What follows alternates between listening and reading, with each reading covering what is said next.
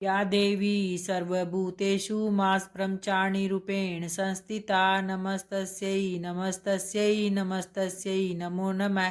जय माता रानी की भक्तों, आप सबका आपके अपने चैनल सुनीता भक्ति में हार्दिक स्वागत है। माँ ब्रह्मचारिणी देवी की कृपा आप और आपके समस्त परिवार पर बनी रहे। दोस्तों, आज है 20 मार्च 2026 और दिन है शुक्रवार का। तो आप सभी को चैत्र नवरात्रि के दूसरे दिन की हार्दिक शुभकामनाएं।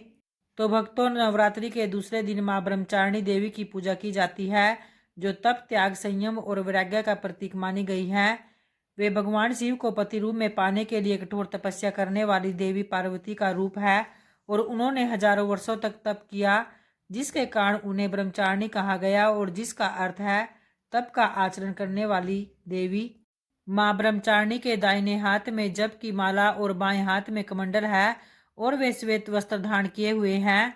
देवी की पूजा से साहस, संयम, धैर्य और आंतरिक शक्ति की प्राप्ति भी होती है। इस दिन साधक अपनी कुंडलिनी शक्ति को जागृत करने के लिए साधना करते हैं।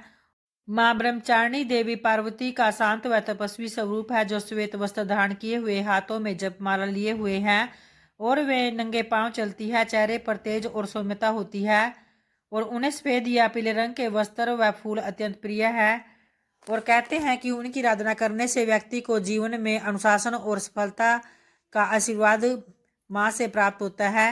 और भक्तों, इस दिन के लिए लाल रंग बेहद ही शुभ माना जाता है, जो शक्ति, साहस और प्रेम का प्रतीक माना जाता है। और कुछ मान्यताओं के अनुसार इस दिन सफेद या हरे रंग के वस्त्र धारण करने का भी बहुत ही महत्व है। तो आपको इस दिन हरे या लाल रंग के वस्त्र धारण करने चाहिए। और मां ब्रह्मचारिणी को भोग में मिश्री, चीनी या पंचामृत का उन्हें भोग अवश्य लगाएं। और इन देवी का बीज मंत्र है ह्रीम श्रीम अंबिकाय नमः और इनका मूल मंत्र है ओम देवी ब्रह्मचारिणी नमः।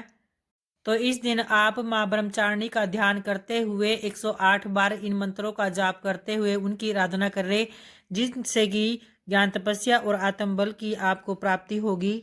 और आइए अब जानते हैं मां ब्रह्मचारिणी देवी की कथा।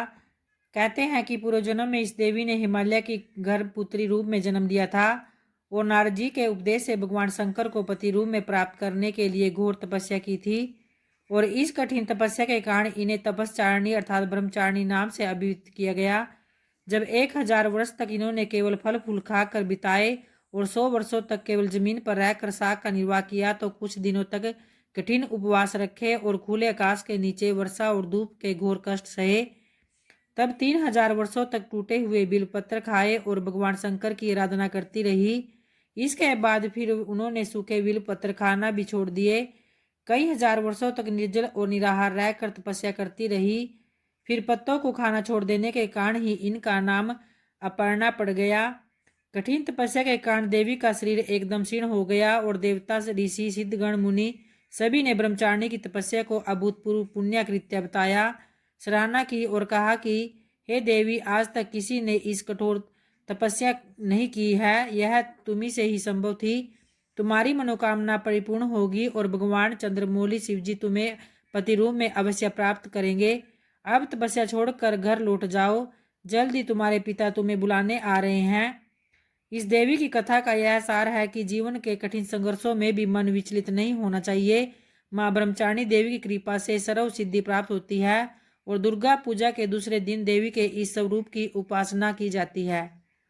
तो आशा करती हूँ भक्तों, आपको वीडियो की विशेष जानकारी जरूर पसंद आई होगी। अगर आई है तो वीडियो को लाइक और शेयर जरूर करें, ताकि इस तरह की वीडियो मैं आगे भी आप लोगों के लिए समय से लेकर आती रहूँ। जय माता रानी की।